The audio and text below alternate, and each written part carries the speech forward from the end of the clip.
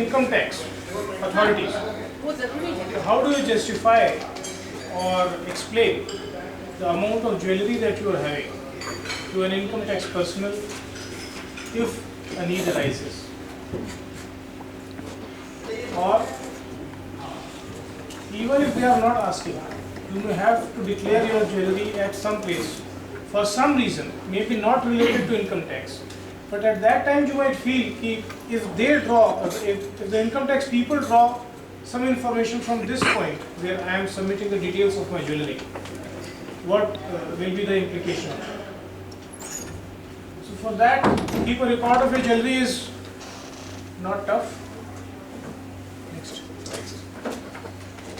You can maintain a jewelry album. कब jewellery कौन सी खरीदी और उस ज्वेलरी को पहन के उसके साथ फोटो आपने खिंचवाई. नहीं, इसमें I think the problem with the jewelry specifically lies because a lot of jewelry is either inherited or gifted. I received some at my wedding. I think most women. From your mother's side, from your in-laws. तो अब उन लोगों के पास भी शायद कुछ inherited थी, कुछ खरीदने वाली बात तो जो है वो बहुत कम होती है. कोई बात उसका रिकॉर्ड कहाँ से कैसे आएगा, उसकी सोर्सिंग कैसे आप प्रूव करेंगे या रिकॉर्ड करेंगे? आपको उतना प्रूफ करने की जरूरत नहीं. आप उसके प्रूफ में जाइएगा तो फिर वो नेवर एंडिंग चेन आ जाएगी. नहीं, तो रिकॉर्ड मेंटेन करने का पर्पस ही तो प्रूफ है ना. रिकॉर्ड में आइदर इनकम टैक्स के पर्पस से आपको चाहिए या किसी और पर्पस से चाहिए जो आप सोचते हैं कि इनकम टैक्स वाले उसमें से इंफॉर्मेशन ड्रॉ करेंगे. तो you should be able to explain it. Yes, so that is what I am telling कि अगर आपने इनहेरिट करी है आप उसको ये बोलिए कि मैंने इनहेरिट करी है. और जब आपने इनहेरिट करी तो कोई पॉइंट ऑफ टाइम होगा जब आप इनहेरिट करिएगा या गिफ्ट पाइएगा. Either you get a gift at the time of marriage or at some other occasion, say 25 years since the jubilee. Let's take specific examples. Or let us say I received some jewelry as gift at the time of my wedding. Now my parents are still alive. अगर ये सवाल कभी खड़ा होता है कि ये कहाँ से आई, हम कहेंगे कि मेरे माँ ने हमें दी. तो उनसे पूछा जाएगा. हाँ, जब उनसे पूछा जाएगा उनके पास भी तो तो वो कोई फंस रिकॉर्ड जाएंगे. नहीं है. हाँ. उनका जवाब भी हमें देना है, तो आप हमें वो जवाब बताइए. बता रहे हैं, पूरा जवाब बता रहे हैं. आपका एक एक जवाब इस चीज में सेटिस्फाई कर देंगे. आप एकदम परेशान में होइए. Jewellery is not a tough issue but it becomes tough because you don't want to involve your ancestors, they may be alive, or your upper generation. आप नोट तो कर ही लीजिए, at least make a beginning of the jewellery album. It is never too late. Back date में तो आप नहीं जा सकते बट करेंट डेट में जो जो आपकी ज्वेलरी पीसेस इनहेरिटेड हैं उनको आप पहन के फोटो खिंचवा लीजिए और उसके साथ साथ आप एक छोटा सा नोट लगा लीजिए या उस फोटो के पीछे लिख लीजिए. उसका कुछ नॉमेनक्लेचर यूजुअली रहता है कि ये वाला हार है, ये वाला हार है, और उस पर नॉमेनक्लेचर ले लीजिए और इनहेरिटेड फ्रॉम लिख लीजिए. मम्मी केवल लिखना वैलिड नहीं है. आप मम्मी से ये लिखिए कि माय मदर और माय मदर इन लॉ. वो क्लैरिफाई करके आप उतना उसको मार्क करिए. अब उनको परचेज वैल्यू विद वेट ये सब कुछ हमें मालूम है. इनहेरिटेड या एज गिफ्ट जब मिली है date of purchase becomes your date of gift. जब आपको गिफ्ट मिली है that could be your wedding date, अगर वेडिंग पे मिली है. वैल्यू विद वेट ये आप उसको वैल्यू करा के लिए आप इवन जो आपकी वेडिंग डेट है उस डेट का वैल्यूएशन आपको वैल्यूअर करना है. जो भी आपका ज्वेलर है वही वैल्यूअर्स भी होते हैं. उनके यहाँ जाके आप उसका वेट करवा लीजिए और वैल्यू ले लीजिए. आज की वैल्यू भी ले सकती हैं और जो आपकी वेडिंग डेट थी वो बता दिएगा, उस डेट का वैल्यूएशन भी वो कर देंगे. Source of payment would not be applicable if you have received a gift at the time of marriage. एक फोटोग्राफ उसके साथ आप लगा लीजिए उसको पहन के, दैट इज सफिशिएंट. पहन के होना चाहिए ज्वेलरी का, ये नहीं कि उसको एक लगा दिया हाथ में. अरे सर उसी बहाने पहनने को मिल जाएगा. आजकल अदरवाइज तो गोल्ड पहन ही होता. ज्वेलरी पहनने के इस पे तो one of the greatest writers Premchand, गबन उनका पूरा नॉवल था इसमें. केवल रमाकांत जो मेन कैरेक्टर है उसकी वाइफ के पास कोई ज्वेलर आता है कुछ ज्वेलरी लेके, तो वो कहती है हाय हाय मैं पहन के देख लूँ, और वो ये पहनती है, फिर ये पहनती है, फिर ये पहनती है, फिर कहती है हाय हाय मैं ले लूँ. तो रमाकांत अपनी वाइफ के प्रेम में मना नहीं कर पाता है. He did not have so much money but he says ठीक है ठीक है ठीक है तुम दे दो. And for repaying that money he steals, and for that theft he has to run away from his home. Calcutta चला जाता है, फिर वहाँ पे पुलिस वाले को देखता है और सोचता है कि ये पुलिस वाला तो मेरे को पकड़ लेगा, उसी के सामने से भागने लगता है. तो पुलिस वाला तो ट्रेन होता है, अगर कोई भागने लगा उसे देख के तो उसने उसे तो ठीक है. तो ज्वेलरी पहनने का जो चार्म है वो तो है ही, और प्लस उसको पहनने का सर साइंटिफिक या लॉजिकल रीज़न भी है कि मान लीजिए किसी लेडी ने वेडिंग पे जो मिली, तो वेडिंग पे जब पहनी तो वेडिंग पे कोई एज है उसकी, कुछ वो ज्वेलरी है. 10 साल बाद उसने जो ज्वेलरी खरीदी अपनी अर्निंग से या अपने हस्बैंड की अर्निंग से, उस टाइम उस लेडी की एज कुछ बढ़ती हुई भी दिखेगी, कुछ ज्वेलरी फर्क दिखेगी, so on. Sir It is jewellery not के a very- अलावा कुछ गोल्ड भी जैसे कई बार लेके रख लेते हैं हम लोग, तो उसका भी इसी तरीके से रिकॉर्ड रखा जाए या वो प्लेट पे रख के उसे कर लीजिए. ओके रिकॉर्ड तो ऐसे ही रखा है, ऐसे आए. रिकॉर्ड तो ऐसे ही रखा है. हम इसमें और भी आपको भी एक आध पॉइंट्स बताएंगे जिससे कि जो आपका क्वेश्चन है कि मेरी मदर को फिर ट्रैप कर लिया जाएगा कि आपने कहाँ से खरीदी ये बताइए, और उन्होंने तो कोई रिकॉर्ड रखा नहीं है. I very well understand and appreciate what you are trying to say, and one would prefer to be trapped oneself and pay the taxes rather than involving either your mother or your mother in law for something which they have gifted out of love or the persons who have gifted basically, चाहे वो कोई भी हो, चाहे वो कोई भी. तो वो हम पॉइंट आपको बताएंगे. So the gold and the jewelry that you buy from your own salary, your wife's spouse, that is taxable. That goes into your tax. नहीं नहीं, टैक्स पे नहीं है. एक्चुअली ज्वेलरी अनअकाउंटेड मनी से बहुत खरीदी जाती है. आपकी मान लीजिए केवल सैलरी इनकम है तो it does not matter as much, but if you are a businessman where you do have sources of unaccounted money और तो फिर then it becomes a problem at the time of a search. अच्छा, यहाँ पर एक सवाल मैं और इंटरपोज Please, करती please. हूँ. ज्वेलरी के साथ I think all the women will understand what I am saying, probably also. But jewellery के साथ ये बात होती है कि कई बार वो बेची खरीदी नहीं जाती है इतनी ज़्यादा जितनी एक्सचेंज होती है. आपके पास 1 तोले का कुछ है, आपने वो दे दिया, उसमें कुछ कटाई हो गई, आपने 1000 रुपये और दे दी और एक नया पीस ले लिया. Now what? Same process. You tell what you write down what you have sold or exchanged and you photograph what you have bought, something like that. जो न्यू लिया है उसकी तो फोटोग्राफ लीजिए और उस पर रेफर करिए. As well as the amount you have paid extra. Yes, paid उसकी 5,000 valuation rupees extra or 50,000 अच्छा, अब rupees. यहाँ पर एक और सवाल आता है. ज़्यादातर क्या होता है, आप खरीदने गए, ज्वेलर आपसे कहेगा मैडम अगर आप रसीद लेंगी तो आपके 2,500 रुपये एक्स्ट्रा लगेंगे, और अगर नहीं लेंगी तो सिर्फ 1,000 रुपये दे जाइए. So most of the time what happens is obvious. ठीक है, आप बिना रसीद के ले लेती हैं. Number 1, I would not advise कि बिना रसीद के लीजिए. हाँ, ठीक है. बट इफ एट ऑल अगर ले लिया है तो make a note of it, make a note of it, और वो आपने हैंड रिटन नोट कर लीजिए. At least the date and the amount will be known to you.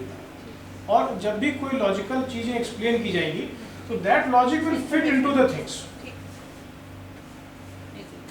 Please sir.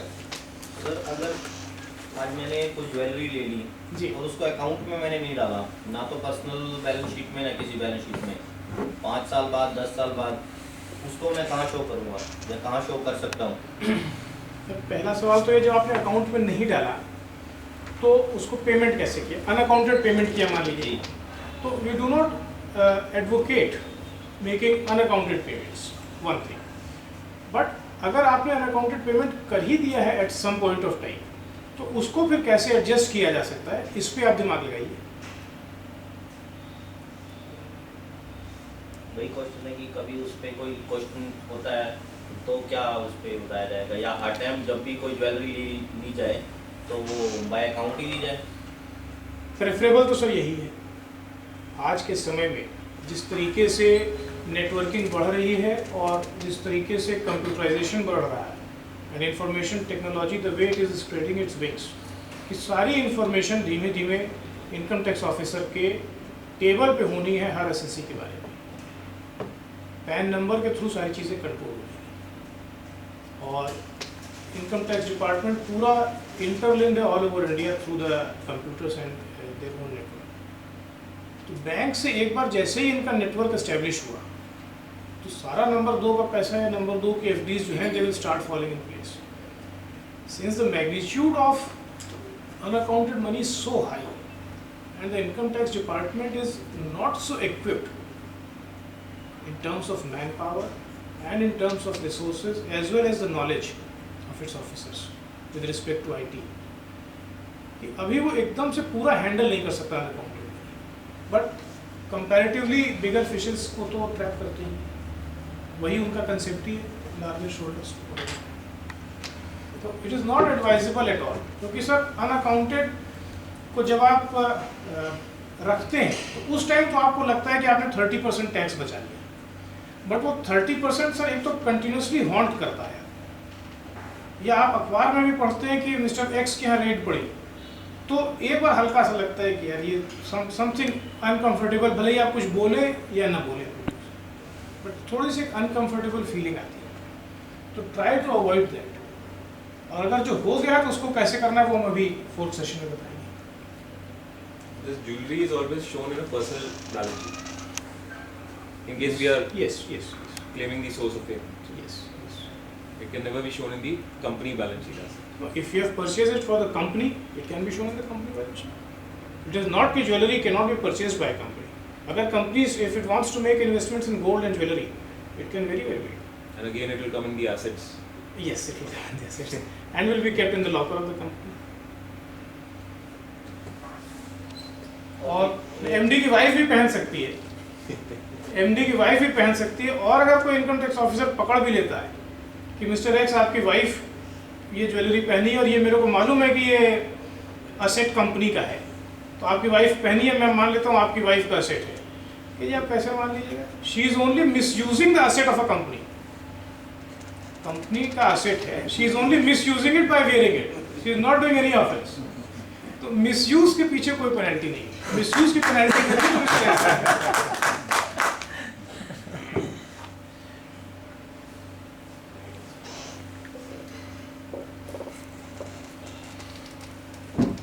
ये अभी इसको परमानेंट अकाउंट नंबर को सेशन 2 ले लिए। Permanent account number is also very interesting thing. इसके एक एक digit it speaks for itself. So in session 2 we will discuss something about personal taxation, investment and succession plan. Investment वाले madam कुछ note करना चाहिएगा जरूर। पर्सनल टैक्सेशन में उतनी जरूरत नहीं है, सक्सेशन प्लानिंग में जरूरत है, because in investment I have made some amendments जो हैंडआउट्स में नहीं है। Scheme of taxation in India with respect to personal individuals, पूरी आपकी आमदनी को 5 हेड्स में वो क्लासिफाई करवाते हैं। 1 is income from salaries, जैसे मान लीजिए आपको सैलरी मिल रही है तो इट इज देयर, सैलरीज में कोई स्टैंडर्ड डिडक्शन अब नहीं allowed. Other is income from house property, जो भी आप हाउस प्रॉपर्टी ओन करते हैं, it may be fetching rent, it may not be fetching rent, still it will become taxable. Third is income from business and profession, जो भी आप business कर रहे हैं उससे जो आमदनी है। Fourth is capital gains, and the fifth is any other income जो इन 4 heads में नहीं कवर हो पाती, that is included in income from other sources. It is a residuary head.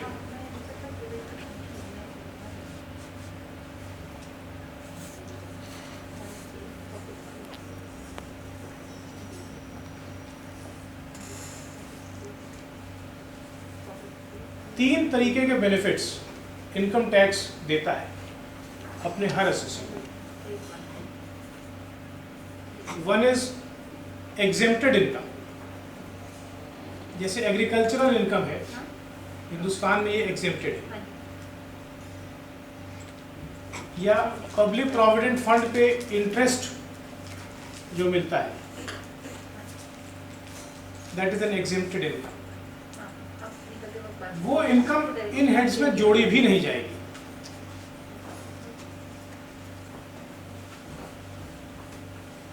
दूसरा देता है बेनिफिट ऑफ डिडक्शंस। जैसे सैलरी में महाराष्ट्र में प्रोफेशनल टैक्स लगता है, तो that is a deduction from the amount of salary that a person earns. House property में स्टैंडर्ड डिडक्शन है 30% का for repairs, maintenance, collection charges, वो फ्लैट 30% को अलाउ कर देते हैं। या deduction of the municipal taxes paid by you. तो the other is deductions. One is exempted income जो जोड़ी ही नहीं जाती है आमदनी में। Second is deductions.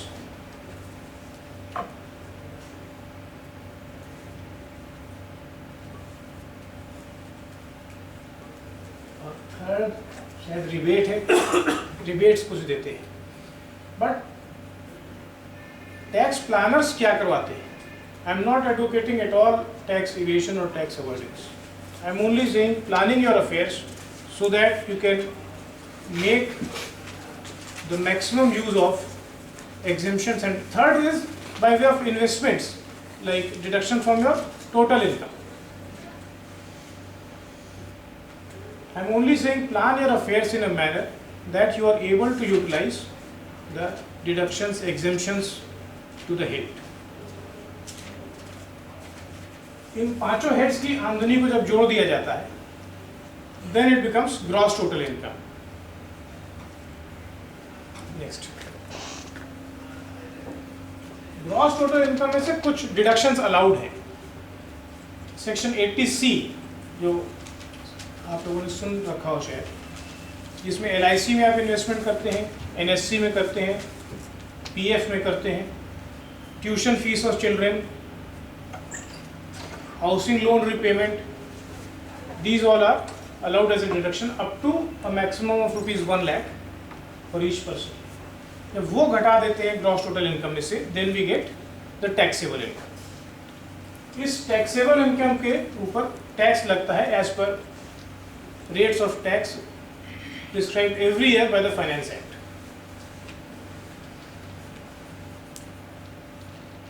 और टैक्स जितना बना उसमें से अगर आपने एडवांस टैक्स को जमा किया हुआ है या आपका टैक्स किसी आपके प्रिंसिपल ने काटा हुआ है, एम्प्लॉयर ने काटा हुआ है, तो उतने टैक्स का आपको क्रेडिट मिल जाएगा।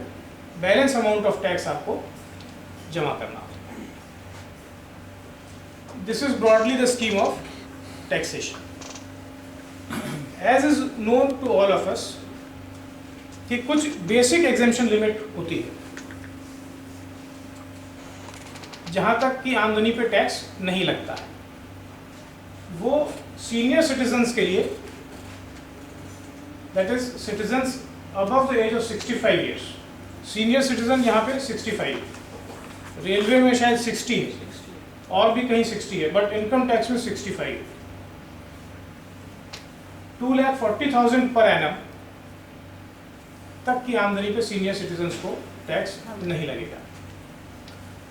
वुमेन को 1,90,000 पर एनम की आमदनी तक टैक्स नहीं लगेगा। एंड अदर्स के लिए 1,60,000 की आमदनी पे तक टैक्स नहीं लगेगा।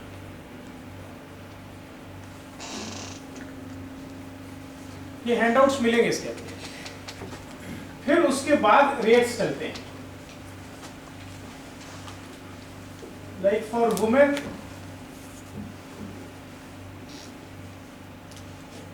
1,90,000 तक एकदम नहीं है, फिर 3 लाख तक उनको 1,90,000 से 3 लाख तक 10% लगेगा।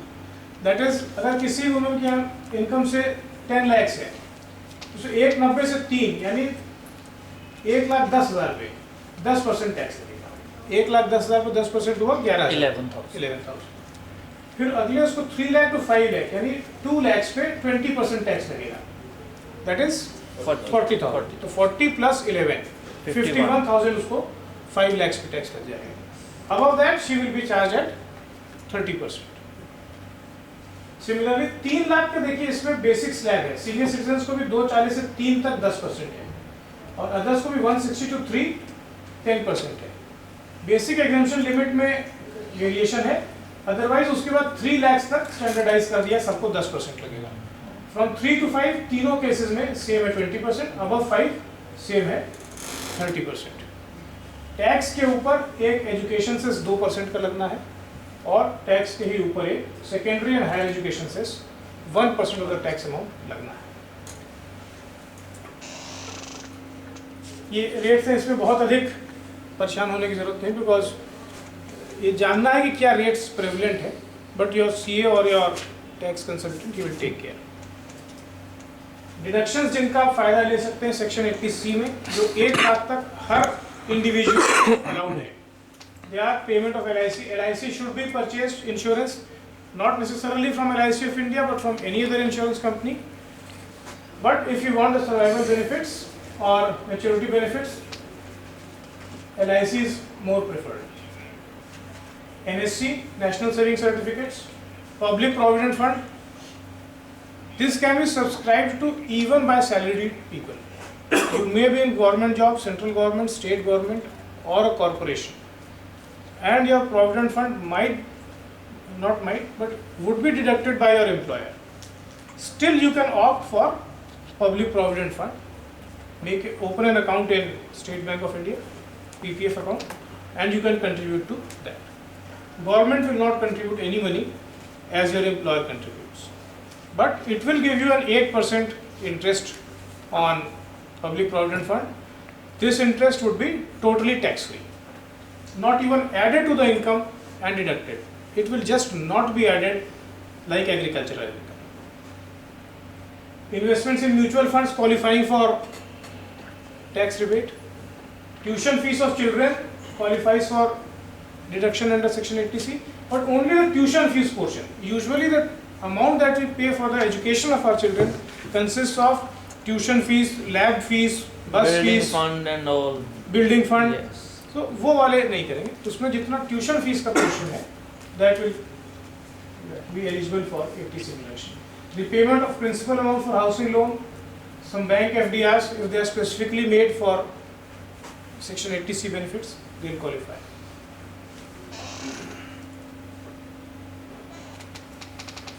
There is section 80E.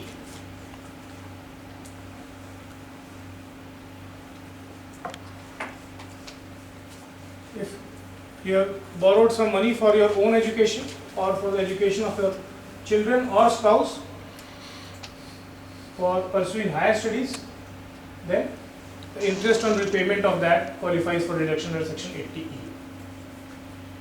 80G, if you make donations, that is classified in 2 categories. If you make donation to, say, Prime Minister's National Relief Fund or Armenia Earthquake Relief Fund, totally government, some donation, some specified funds, then the 100% amount that you pay for donation to those funds qualifies. But in that case, your money also goes. You get the deduction, but your money also goes in the goes out. There is a cash outflow from you to the government or to that fund. There are certain private funds who have taken exemption for donations given to them. 50% of the amount that you pay as donation to them will be deducted from your income. Suppose your salary is 10 lakhs and you pay a donation of 1 lakh to a private fund. 50,000 you will get deduction from your income and your salary will be considered to be 9,50,000.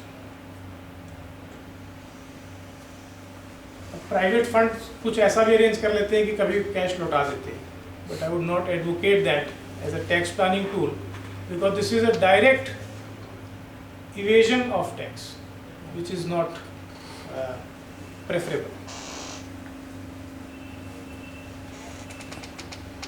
You can do some tax planning through when you purchase the house property. House property के time में tax planning aspect कई बार छोड़ दिया जाता है. So you can do some tax planning through purchase of house property. If your wife is not working, she is merely a housewife, then it should be purchased in her name. Second name should be that of husband for the purposes of succession also and prudence. usually for house property loan is taken. Even if it is not required as much, you can consult your tax consultant and buy the house property through taking loans, and you can get a lot of deduction. Up to 1,50,000 interest paid on house property is allowed as a deduction from house property income.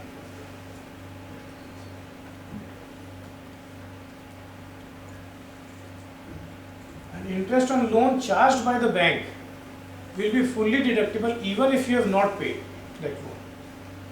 Even if the interest is not being paid, still the whole amount of interest charged by bank on your loan amount will be deducted from your house property. Only you need a certificate from the bank that they have charged so much of interest during this year. Next. Sale of shares. Shares की sale purchase almost everybody is doing nowadays, and in the market fall that took place in 2008, I don't think there was anybody who was trading in the share market who did not get burned very badly, as badly as or as deeply he was involved.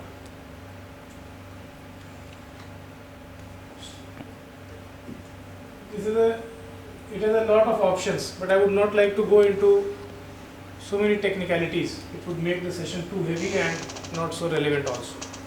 But if shares are held for more than 12 months by you, one thing which you must know is that if you hold the shares in your demat account for more than 12 months and then you sell them at whatever amount of profit through the stock exchange, the whole amount of profit will not be taxable, 100% tax free. आज आपने 25 रुपए में कोई share खरीदा, 12 महीने या उससे ज़्यादा उसको होल्ड किया, से 10,000 शेयर थे और आपने उसको 50 रुपए में बेचा, तो 10,000 इंटू 25 जो प्रॉफिट हुआ वो आपका 2.5 लाख रुपए टोटली टैक्स फ्री। 12 महीने रख के बेचने पे शेयर्स को totally tax free income generate करेगा।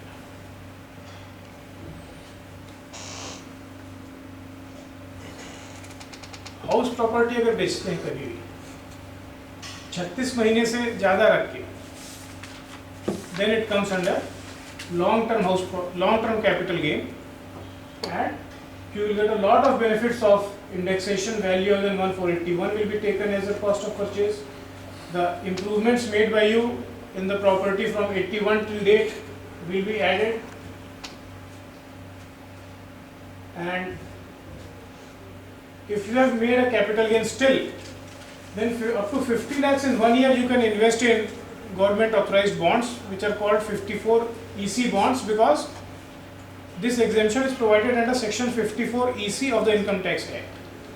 So 54 EC bonds, which are issued by National Highway Authority or Railway Electrification Corporation, you can invest up to 50 lakhs, and if you have made a capital gain of more than 50 lakhs,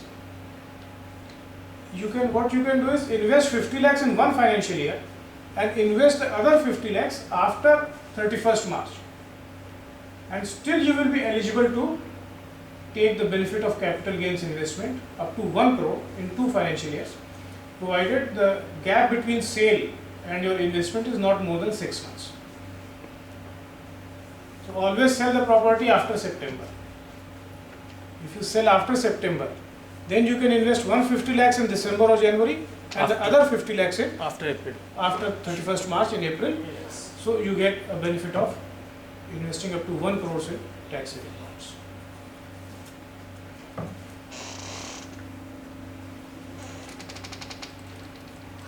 Cash gift received by a person in one financial year up to the value of 50,000 shall not attract any tax.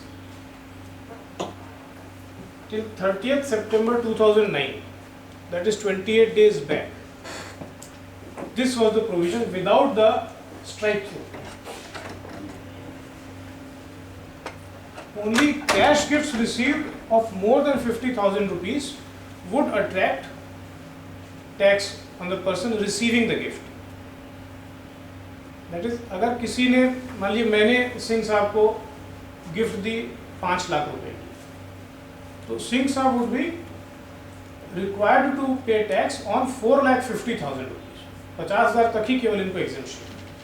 But अगर इनका कोई रिश्तेदार देता, रिश्तेदार भी defined है, वो देता चाहे 5 लाख की चाहे 50 लाख की कैश, तो he was not obliged to pay any tax. But suppose मैंने इनको 5 लाख रुपए गिफ्ट देनी है एंड ही सेज कि I don't want to pay any tax on that, so what I do is I invest 5 lakh rupees in shares. से JP hydro के मैंने 5 लाख रुपए के शेयर्स खरीदे और वो शेयर्स की गिफ्ट मैंने इनको दे दी 5, उतने नंबर ऑफ शेयर्स की। इन्होंने कहा thank you sir for the so many number of shares, 5,000 shares of JP hydro limited, I acknowledge, thank you so much, over, he is not required to pay any tax now, and he sells those shares on the third day and gets back cash of 5 lakh rupees.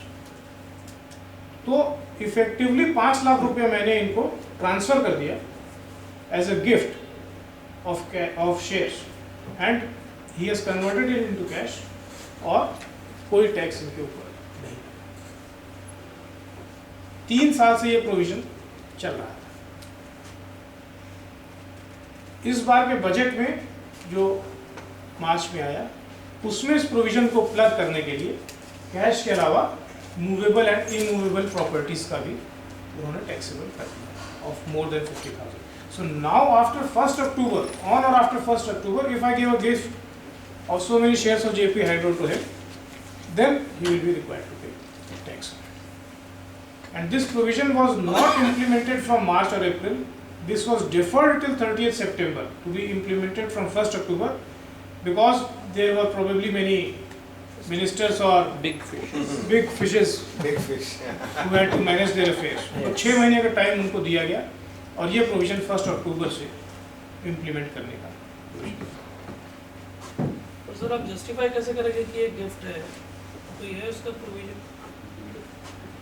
Justify कैसे करेंगे मतलब proof कैसे करेंगे कि ये gift है? कौन सा कैश का? जो भी कैश हो चाहे शेयर्स हो, वो तो हम कह ही रहे हैं कि गिफ्ट दे, बस वर्बल कम्युनिकेशन। Affidavit नहीं, लिखा तो जाता है। अगर हम गिफ्ट दे रहे हैं तो obviously I give a gift deed, dear mister Singh I am giving a gift to you. What about the gifts of relatives? Relatives में वो देंगे, आपको लिख के देंगे वो भी, और प्रूफ तो कि आपको करना है, रिसीवर को करना है, and he should take precautions to take the things in writing.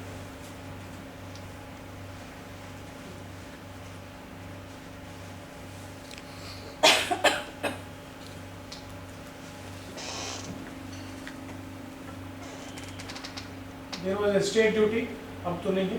It was also sometimes called death tax. Can I pose a question? Please. पिछली वाली स्लाइड पे जाएंगे। Sir. ये जो है गिफ्ट रिसीव्ड फ्रॉम रिलेटिव्स, इसमें I believe spouses are excluded. नहीं, spouse is the most close relative. Yes, but my tax consultant does not allow me to receive any cash gift from my husband. He says वो आपको tax देना पड़ेगा। वो दूसरी चीज़ है, उसका reason different है। आपको गिफ्ट तो अलाउड है, but transfer from one spouse to another for inadequate consideration is deemed. वो गिफ्ट हो गई, inadequate consideration। वही gift, that is gift is deemed to be transfer of asset for the purposes of transfer of income. वो section 64 income tax act का जो कहता है कि अगर किसी को ट्रांसफर करते हैं अपना कोई एसेट, तो वो डीम कर लिया जाएगा फॉर इनएडिक्वेट कंसिडरेशन, और gift then it will be deem for transfer of income. ये मान लिया जाएगा आपके हस्बैंड अपनी इनकम रिड्यूस करने के लिए, इफेक्टिवली वो उसमें नहीं हुआ husband to wife. But if you are a technical person और आपको सैलरी या कोई पेमेंट किया जा रहा है for technical services rendered by you, then it will not be deemed to be a gift. तो गिफ्ट को अवॉइड करना चाहिए। हस्बैंड वाइफ और son in law, daughter in law, इसमें गिफ्ट को अवॉइड करना। If both are earning and they are paying tax, No, even if they are not earning, he says कि नहीं कर गिफ्ट रहा। के अपन वो करिए डीमिंग वरना ये प्रोविजन है ना, 64 में सेक्शन 64 में आ जाएगा। वो अवॉइड कर देना चाहिए। हस्बैंड वाइफ का आपस में और बच्चे को या उसकी वही बहू को। Son in law, daughter in law आपने कहा, but not son in daughter, son and daughter in law, उनसे भी नहीं लेना है। उनको देना नहीं है, लेना तो क्या ही नहीं, हम ले रहे हैं अगर तो ले सकते हैं, आप दे सकते हैं। वो उसमें कोई दिक्कत नहीं। नहीं, डीमिंग प्रोविजंस तो लगेंगे, डीमिंग प्रोविजंस तो आएंगे, अट्रैक्ट होते हैं। 64 तो अट्रैक्ट होता है उसमें। son, So daughter-in-law. then what is the purpose of this provision and how does it benefit me? How can I make it benefit me? Supposing इसका हो my सकता है son आपके has a लिए certain benefit. amount of income. He wants to give it to me as a gift. तो वो अब he gift has का offered- क्या let करिए? us- गिफ्ट का क्या करिएगा? आप यूँ चलिए. let me give आपका you son specific अमेरिका में, example. हाँ. My son worked and earned a salary. It's sitting in his account. Now he has gone abroad. I cannot invest it in his name because he's not here to sign the papers and so on. Can I invest it in my own name, considering it a gift from him? My tax consultant says yes. He has already paid his income tax on it. There's no question of evading income tax. आप But उसको- I don't want to pay a second tax by putting it in my name. Otherwise, it would be shown as it's coming into my account. Then only I can invest it in my name. So it will be considered as an income for me. It will be Unless it considered is a as an gift. income for him. आपकी तो income हो ही जाएगी. उसकी income तो हो चुकी, वो tax दे चुका. Now it's just sitting there idle in his account. I have to invest it somewhere. वो ठीक है, मगर यदि आप अपने नाम में लेके उसे इन्वेस्ट कर हाँ. देती हैं तो उस पर कुछ इनकम अक्रू होगी ना. जो होगी उस पे देंगे. कौन देगा? हम देंगे. नहीं, वो हमने उसको gift देना ले पड़ ली. सकता है. नहीं, वो हमने गिफ्ट ले ली. उसके बाद हम देंगे. वो भी दे सकता है. It doesn't matter. But can it be treated properly as a gift and I Yes, not yes. pay income tax on it? नहीं, गिफ्ट लिए उस गिफ्ट जो आप रिसीव करेंगे उस पर गिफ्ट टैक्स नहीं लगेगा. उसके बाद जो उस पे बट उसमें जो accrue इनकम होगी, अक्रू करेगी हाँ, naturally that will be जाहिर है. that might be taxed in his hands by the ITO. Okay, unless it comes under the tax free mutual funds की कुछ की इनकम हाँ, वो अगर टैक्स फ्री इनकम है ठीक. आप उसको अगर अपने पीपीएफ अकाउंट में डाल देती है. हाँ, suppose you draw 70,000 from his account हाँ, and put it in your PPF account. हाँ, तो पीपीएफ अकाउंट पे जो इनकम अक्रू हुई हाँ, क्योंकि वो टैक्सेबल नहीं है हाँ. इसलिए कुछ नहीं हो सकता. ठीक मतलब है. आपके ऊपर That's कोई what I लायबिलिटी mean. नहीं है कि उसके ऊपर कोई That's what liability. I mean. But if you take that 70,000 and give it on loan to say mister Harish ठीक है. and he gives you an interest of 10,000 for the year. तो वो 10,000 can be added to your son's income ठीक. under clubbing provisions. Banned नहीं है. So if I can receive this from my son, why cannot I receive a similar gift from my husband? That is my Similar- question, which similar- my similar consultant case. is not able to. Similar case. नहीं, can I receive money from my husband as a gift, invest it in my own name, let us say put it into my PPF account, and not pay income tax on that, on the received amount? Yes, very much. Very well. Very well. नहीं, वो तो मना करता है. कहता नहीं, husband से आप मत लीजिए, बेटे का ये जो पड़ा ये डाल लीजिए आप. ठीक है, मतलब प्रैक्टिकल एस्पेक्ट है. वो प्रैक्टिकल एस्पेक्ट है. But you can do it. तो देखिए कई चीज़ें होती हैं एक फाइल में. जब एक फाइल डील हो रही होती है तो फाइल को कितना गंदा करना है ये भी डिपेंड करता है. Logically some things might be correct, but in the eyes of the income tax department husband to wife की गिफ्ट जो है वो थोड़ा सा नेगेटिवली वो लोग व्यू करते हैं.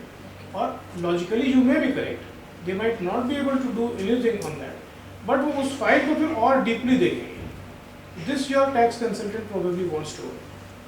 Logically on one issue I might differ, but जो उसका पर्सपेक्टिव है वो आपकी पूरी फाइल को देख के उसकी एडवाइस है. They may demand some clarification on that. They can demand. और They वो just थोड़ा सा don't डीप do चले it, जाने they लगेंगे ना, don't उन्हें do समझ it में आएगा ये गड़बड़ हो रहा है. practically maybe. But this will be all right. Yes, सन वाला ठीक. एंड ऑलवेज अगर किसी रिलेटिव से गिफ्ट लेके करना है तो इन्वेस्ट इन सच सिक्योरिटीज जो कि टैक्स फ्री इनकम यील्ड कर रही है. हाँ, that- तो उससे फिर चीजें इंप्रूव कर जाती हैं. इवन शेयर्स में भी कर सकते हैं. इवन शेयर्स में आप कर एक साल लीजिए, तक। Dividend is tax free. Free, yeah. And अगर सेल करते हैं बाद में तो वो भी tax free. Next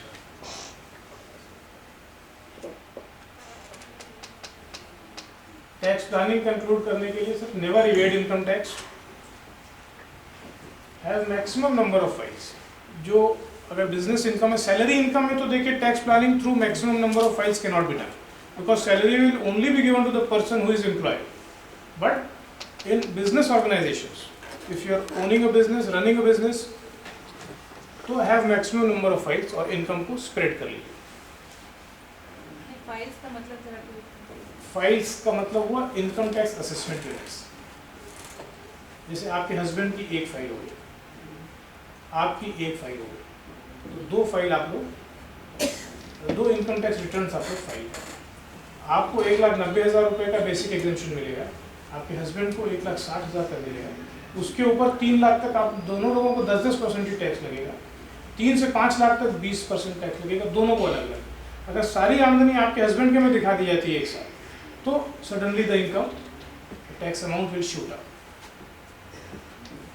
Exemptions provided in law should be known so that you can take benefit of those. Deductions जो प्रोवाइड किए गए हैं उनको अवेल करिए, उनमें इन्वेस्टमेंट करिए। टैक्स फ्री इनकम्स क्या परमिटेड है वो देखिए। Agricultural income is a tax free income. कुछ प्लॉट ऑफ लैंड एग्रीकल्चरल तो जरूर रहना चाहिए। अगर आपकी बिजनेस है या अदर सोर्सेज से इनकम है तो प्लॉट ऑफ लैंड एग्रीकल्चरल जरूर रखिए, जिससे कि some agricultural income can be shown in your income tax return which might not attract any tax. But if you do not have any amount, any plot of land which is for agriculture purposes, you cannot show it. Always be particular in filing your return. और बच्चों की balance sheet या bank account day 1 से खुल जाना चाहिए, the day they are born. उस दिन से बच्चों को bank account, balance sheet, gifts receive सब उसमें शो करते जाइए। उनके नाम में अकाउंट खोलिए। एज गार्जियन ऑपरेट तो आप ही करिएगा, but as guardian the account should be open immediately and their money should be kept in their account, their file, their investments all should be developed separately. Please. उसमें जो बच्चों को जो gifts मिलेंगे जी, उसकी लाइबिलिटी किसके ऊपर है टैक्स की? बच्चों को जो गिफ्ट मिलेंगे वो बच्चों के हैं।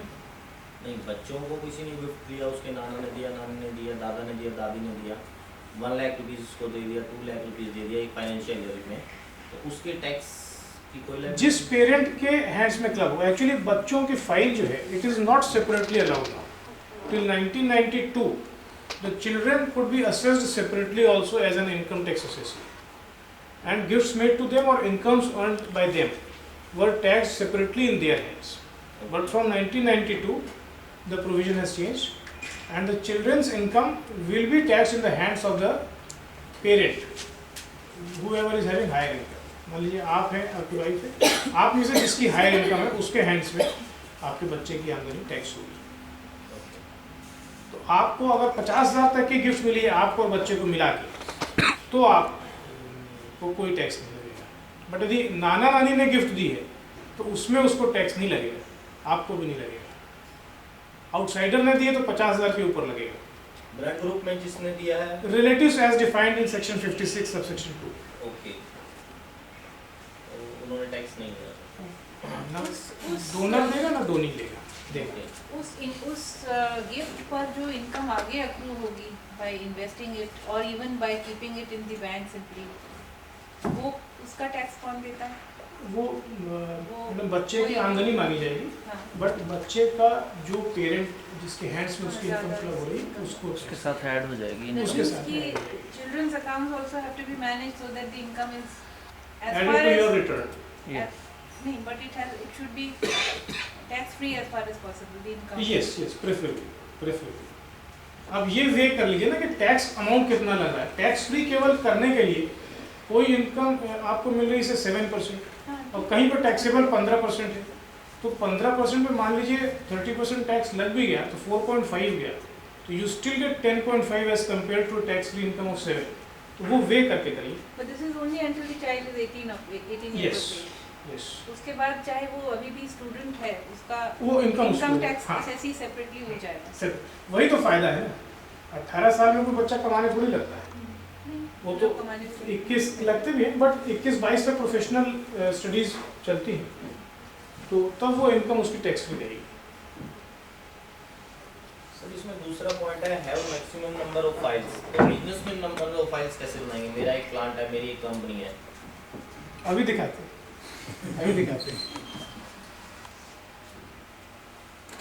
And what's about HUF file? अभी यार ओके, टैक्स प्लानिंग के बीच में एक इन्वेस्टमेंट प्लानिंग थोड़ी सी स्लाइड्स ले ली। Warren Buffett is the richest investor in the world. He says only one thing. Investment का उसका गुरु मंत्र है कि save first and then spend. We tend to spend जो असेंशियल लगता है कि भाई ये जरूरी है, ये जरूरी है, हाउस रेंट तो देना ही देना है, खाने का पैसा देना ही देना है, इतना दे दें, अब जो बचेगा सेव करेंगे. कुछ नहीं होता. He says save first and then spend. Automatically आपको जितने बड़े घर की जरूरत है हो सकता है उससे 10% छोटा लेना पड़े if you have already saved. The second thing he says is value investing. Shares में भी जब हम लोग इन्वेस्ट करते हैं तो ब्रोकर से पूछते हैं सर कौन सा शेयर खरीद लें. वो बताएगा सर ये एक्स शेयर बढ़ रहा है, परसों 300 था 600 हो गया है, अभी ये 900 हो जाएगा. तो हम भी उसके पीछे भाग जाते हैं और खरीदते खरीदते 700 रुपये में खरीद पाते हैं. वॉरेन बफे सेज कि जिस शेयर का दाम बढ़ चुका है उसमें खरीदने की ज़रूरत क्या है, उसकी वैल्यू तो ऑलरेडी अपनी वैल्यू पे आ जा रही है या इन्फ्लेटेड हो जा रही है. Go for a share which is not yet reach its fair value. Intrinsic value जिसमें है और मार्केट वैल्यू जिसकी लो है उस शेयर को खरीदिए. That would be value investing. Buy a valuable share at a cheap price rather than a valuable share at a price higher than its value.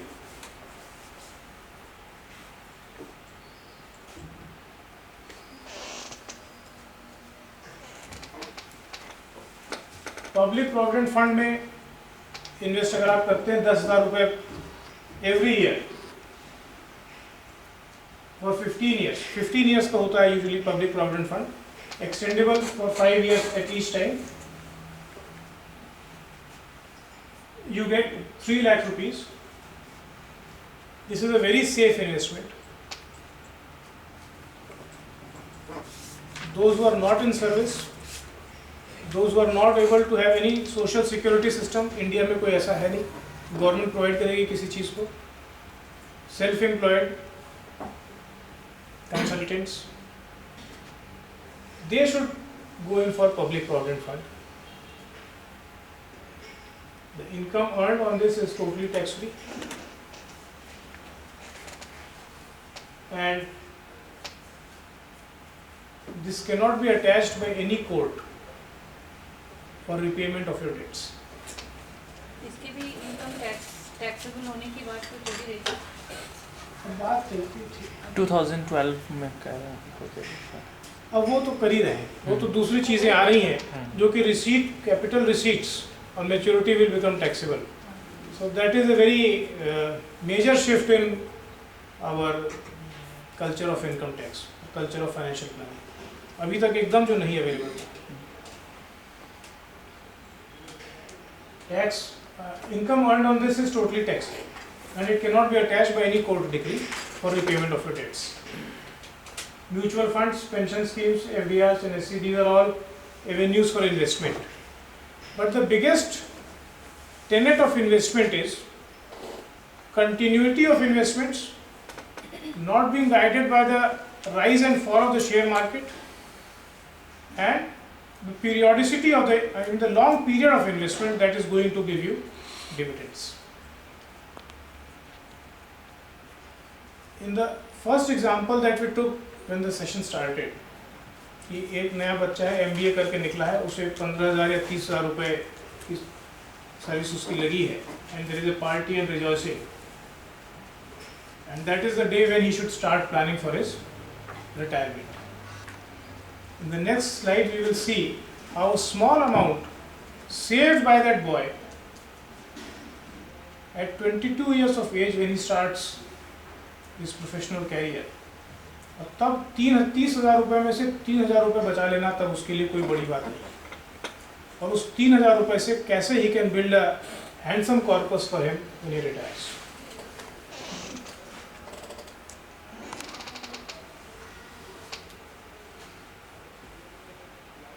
Sir ये amendment है, इसमें जो भी नोट करना है ज़रूर नोट कर लीजिए, बिकॉज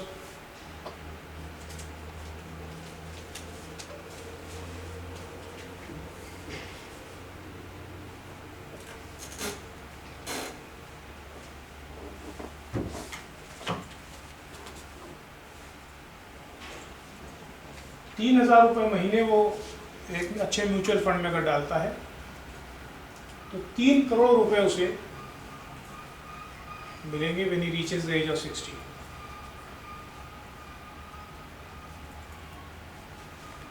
और इस 3 करोड़ रुपए पे वो रिटायरमेंट के दौरान इसको फिक्स डिपॉजिट या कुछ भी कर देता है, he will get a minimum amount of 2,25,000 per month as a recurring pension.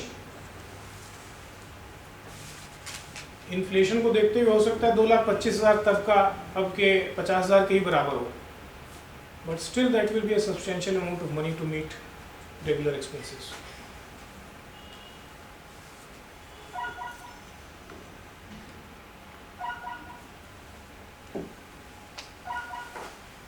या डॉटर की मैरिज है, which is a major social issue in the life of any person. Day 1 से 3,000 रुपये महीने डाले, मैरिजेबल एज तक 50 लाख रुपए का कॉर्पस हो जाएगा।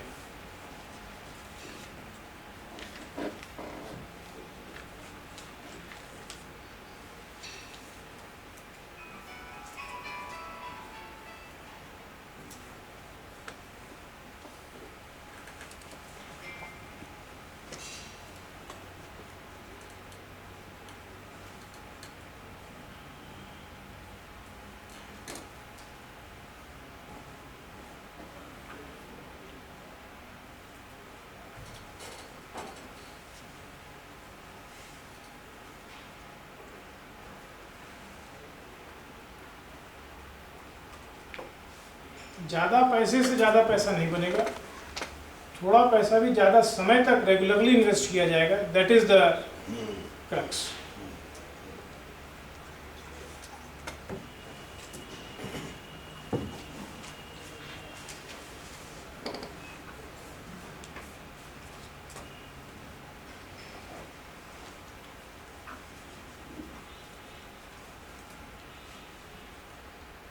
और एसआईपी सभी म्यूचुअल फंड्स का होता है।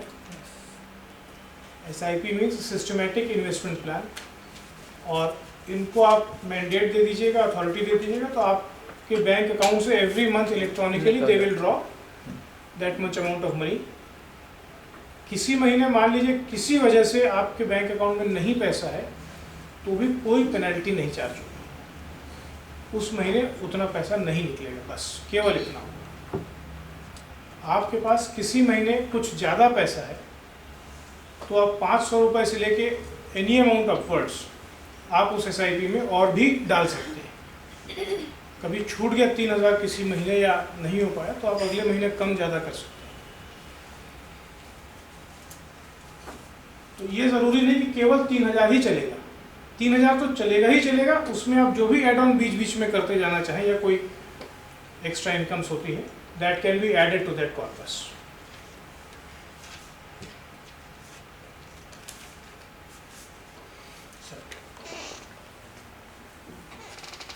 Okay, now आपका जो क्वेश्चन था कि HUF की फाइल कैसे बनाए या HUF कैसे आए, ये एक बिजनेसमैन कैसे फाइल्स बना सकता है, कैसे फाइल्स का फायदा ले सकता है। We take a practical example. In general, we know that the maximum amount not chargeable to tax is 1,60,000 rupees. 1,60,000 की आमदनी तक टैक्स नहीं लगता। Fine. We'll take the example of a family, how it can have a tax-free income of 25 lakhs, absolutely legally, with just a little tax plan. Case 1. Mr. Batra is MD of Batra Industries manufacturing auto parts, having his wife, 2 children and parents staying with him. Doing well, earning 25 lakhs per annum. Upright person, he pays 25 lakh की आमदनी पे mister Batra को 6,73,620 rupees, almost 7 lakh rupees tax लगता है, which he very sincerely pays. Fine. Mister Chopra street smart, same family structure, same earning. He is not only paying a tax of ₹10, he is saving also some money, almost equal to the amount of tax that Mr. Batra is paying. He is paying 6,73,000 as tax. Mr. Chopra is investing about 7 lakh rupees. Cash outflow बराबर है, अगर ये 7 लाख रुपये बाद में mister Chopra को ही मिलेगा maturity पे, और आज की डेट में टैक्स नहीं गया.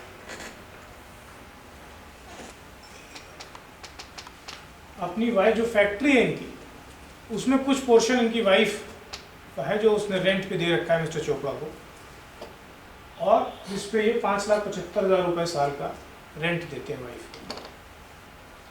उस 5,75,000 पे उनकी वाइफ को 1 रुपया भी टैक्स नहीं देना पड़ता है, क्योंकि उन्होंने इंटरेस्ट हाउसिंग लोन भी ले रखा है और वुमेन बेनिफिट या ATC बेनिफिट्स भी ले रखे हैं. उसकी मदर है जो कि सीनियर सिटीजन है. सीनियर सिटीजन को 2,40,000 एग्जेम्प्ट है, उनको 3,35,000 पर एनम ये interest on capital lent by his mother to Chopra Industries, उस पर 3,35,000 रुपये इंटरेस्ट देते हैं. इस 3,35,000 पे इनकी मदर को कोई टैक्स नहीं देना पड़ता है. 2,40,000 तो टैक्स फ्री वैसे ही है बेसिक लिमिट, और 1 लाख रुपए वो इन्वेस्ट कर देती हैं PPF, NSC, LIC, other tax saving instruments में. तो 3,40,000 तक उनका टैक्स फ्री है, 3,35,000 पे उनको कोई टैक्स नहीं देना पड़ रहा है.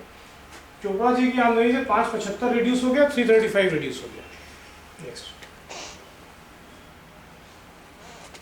His father, though he is uneducated, is worldly wise and looks after the production and debtors collection for an hour every day at the factory.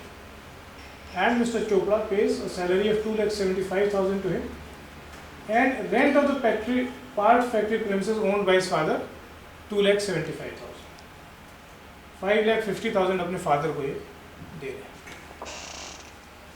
पूरा डिडक्टिबल है बिजनेस एक्सपेंडिचर की तरीके से.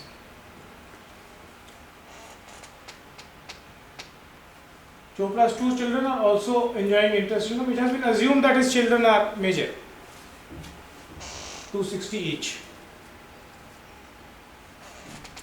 Then one process of Mr. Chopra's business, say nickel chroming, auto parts में nickel chroming is the process that is performed by the HUF of Mr. Chopra, Vivek Chopra HUF, which earns an income of 2,60,000 from such working. Sir HUF कैसे बनेगी ये हम अभी explain कर देते हैं. अभी आप मान लीजिए कि HUF है. Every married person who is a Hindu has an HUF. It cannot be created. It gets created automatically on being married.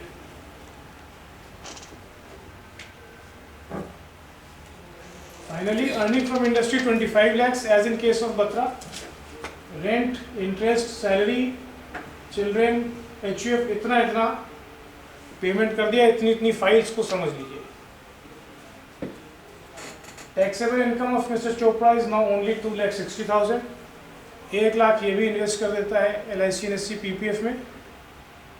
Taxable income 1,60,000. 160 is the basic exemption limit given to every individual. Chopra is not paying any tax. Next.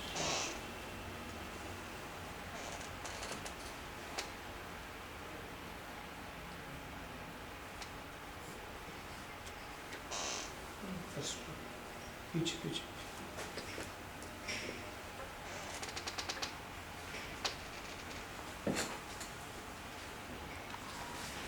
अब sir इसमें आपको कोई question हो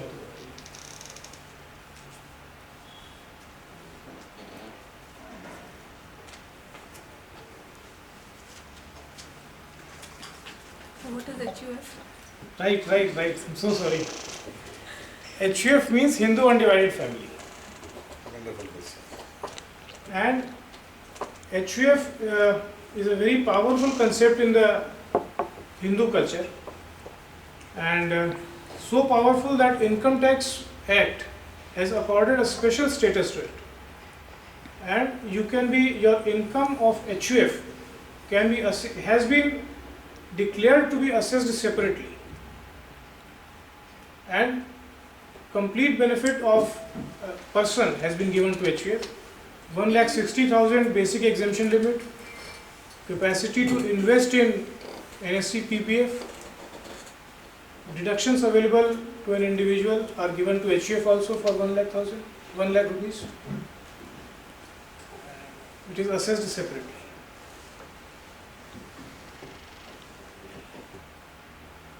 Why is it called Hindu? Because it is allowed only to Hindus. Non-Hindus cannot create an HUF. How do you prove that? How do you Prove that. prove that you are a Hindu? अब ये तो सब concept सही है. I mean, is there any legal application for that? No, no. HUF has also not been defined anywhere in any act. और HUF से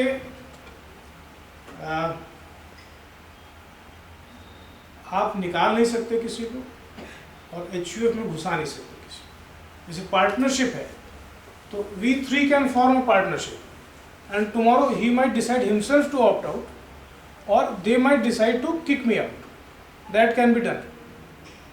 But HUF से आप ऐसे नहीं कर सकते. HUF अपने आप बनती है और उसमें only by death the person goes out of the HUF or a girl by marriage. At a marriage the girl goes out of the HUF and by birth the person joins. The child joins the HUF. It may be a boy, it may be a girl. Birth होगी family में तो that person becomes a. What about daughter-in-law? She becomes immediately a member of the HUF on marriage. Marriage होते ही वो member बनती है. Husband wife अलग अलग HUF की फाइल सबमिट कर सकते Not तो concept ही सर defeat हो जाएगा. Undivided है ना. फैमिली एंड अगर divide कर दिया तो फिर defeat हो गया concept. और बाप और बेटा दो अलग अलग HUF बना सकते हैं? बना सकते हैं. थोड़ा सा वो डाइसी हो जाएगा. क्योंकि फिर बाप की HUF में तो डिवीजन हो गया ना. बाप की HUF में जैसे ही डिवीजन हुआ तो फिर वो HUF टूट जाएगी.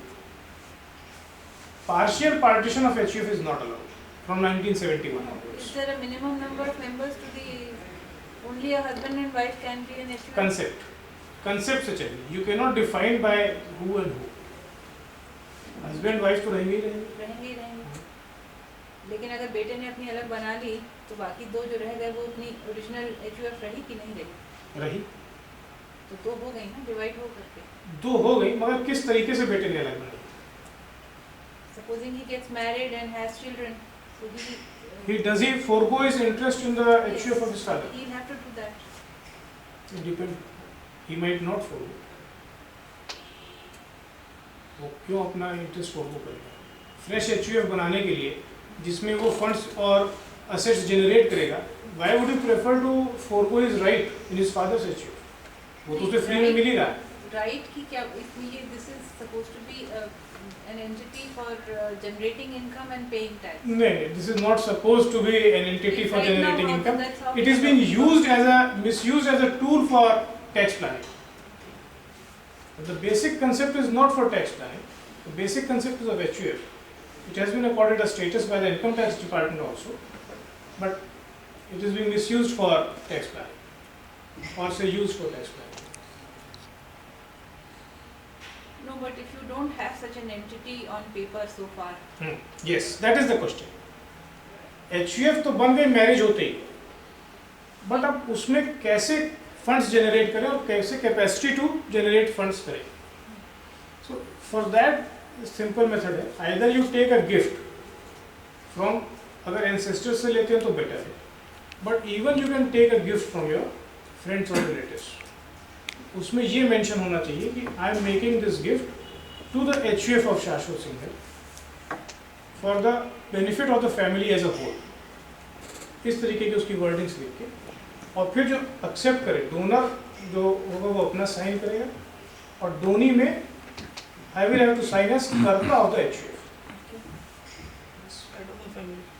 that means I mean ये जो Head of the आपने- family. या- कर्ता is the head of the family. नहीं, ये गिफ्ट जो है आप कह रहे हैं कि कोई बाहर का भी कर सकता है, लेकिन आपके एंसेस्टर्स करें तो बेटर है. Ancestors means the girls family और द बॉयज फैमिली, और it can be either. Either ancestor here means preferably the boys. Okay. The gift tax will be applicable only up to And that capital is then On the gift tax. gift tax तो sir ऐसा सच abolish हो गया है. On the tax we can say, I mean, if the gift is by a friend and amount is more than 50,000 rupees. हाँ तो HUF पे apply कर जाएगा. 160 से कम है. अगर जब HUF बनी तो 160 तक की गिफ्ट आपने ले ली मान लीजिए, तो HUF की टोटल इनकम ही तो 160 होगी, तो वो नॉन टैक्सेबल हो जाएगी. तो why take a taxable gift? अगर न्यूक्लियस क्रिएट करने की दिक्कत आती है, HUF तो क्रिएटेड है, but by deed you create the nucleus. तो nucleus you can create by 11,000 rupees, 5,000. supposing my parents have a house property and they gift it to me or to, let's say, to my husband as a gift to the HUF, उसके क्या implications होते हैं? बहुत अच्छा है. नहीं, आपकी जो इनकम आएगी उस हाउस प्रॉपर्टी पे, हाँ, वो HUF के हैंड्स में टैक्सेबल हो जाएगी. HUF of your husband, okay. Mister call HUF उसका में हो, टैक्स मेरी अलग इनकम, मेरे हस्बैंड आपकी अलग इनकम से फाइल, अलग होगा. वो आपके हस्बैंड की जो करंट इनकम है वो अलग, आपके हस्बैंड की HUF जो बनेगी वो टैक्स देगी उस प्रॉपर्टी की रेंटल इनकम, जिसमें 1,60,000 का बेसिक डिडक्शन मिलेगा, 1,00,000 इन्वेस्टमेंट्स अगर करते हैं उसमें इनकम से.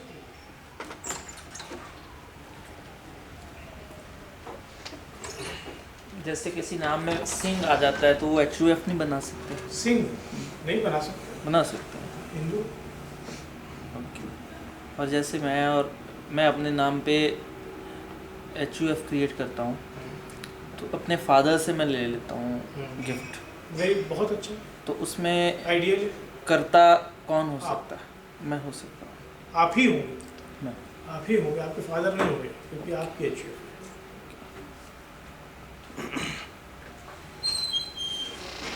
लंच इज इसमें जो आपने एक एग्जांपल दिया था, इसमें आपने वो लिया था कुछ house property is in the name of the wife and is rented out to this business being run by the HUF, and therefore the lady is receiving some rent which is tax free by various means in her hand, and it goes out of the income of the HUF.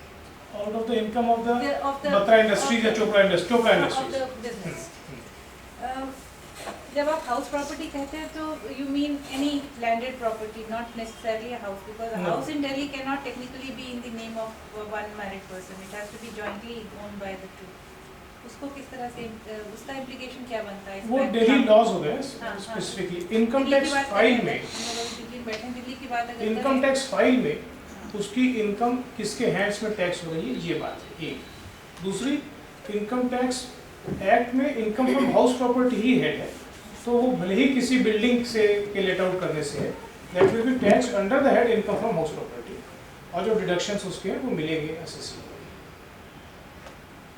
तो could भी कोई property है, मान लीजिए आपने अपने पैसे से खरीदी, अपनी अर्निंग से अपने पैसे से खरीदी, वो आपके नाम में है, बट क्योंकि जॉइंट नेम में होना है किसी भी मैरिड पर्सन का, तो आप ऑब्वियसली अपने हस्बैंड का नाम उसमें सेकेंड नेम रख देंगे, but you can get it tax in your file, in your income tax file, the whole rent of that property in your name. But if you plan it in such a way कि दोनों के नाम में, ठीक है, आधा rent मेरा, आधा रेंट आपके हस्बैंड का, आधा रेंट आपका, और उसका इन्वेस्टमेंट भी आपने उसी तरीके से किया है प्रॉपर्टी परचेज के टाइम में, तो फिर आधा आधा डिवाइड हो जाएगा. आधे आधे आपको म्यूनिसिपल टैक्सेस की पेमेंट को डिविजन करना पड़ेगा.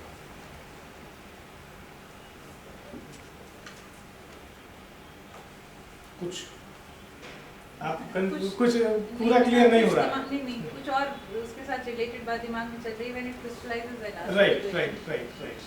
एक सेक्शन 80D में भी डिडक्शंस हो जाती हैं, mediclaim and all. Nowadays mediclaim is also required, and Yes, it should very be much required. with everybody, and Yes, very much. we can claim up to 15,000 perhaps. Yes, very much. Great report. Very much required.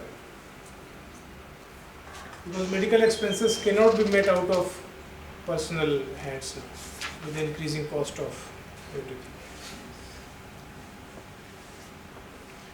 Okay, so lunch is ready. We will take up succession planning, repairing of wills in the next session. Thank you. 2:30 we meet again.